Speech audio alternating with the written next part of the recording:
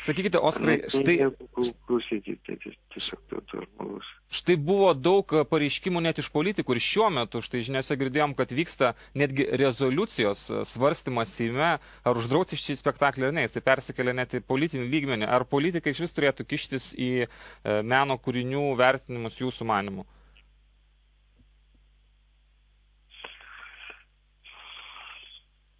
Jie turi, tai labai yra gerai, pavyzdžiui, aš nežinau, aš kviečiau Zuoką į Dugną, į mūsų spektaklį Dugne.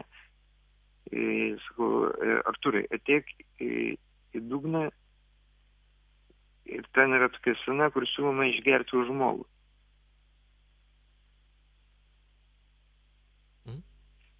Tai yra...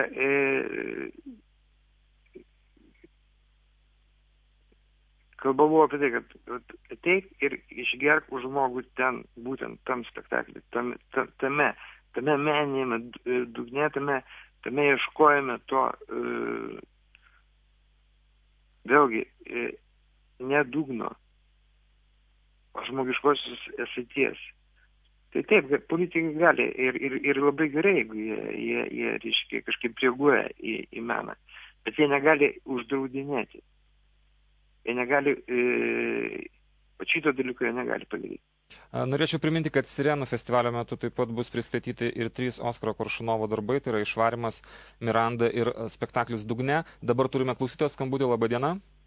Labą dieną, kalba režisierius ir aš nesuprantu, tai aš taip suprasčiau, kad karalius yra nuogas, va jis tik apie girtoklystę šneka ir pats girtas šneka. Tai jums taip neatrodo? Na, čia turbūt toks įspūdis susidaro jum, labai sunku matyti tokius dalykus vertinti. Štai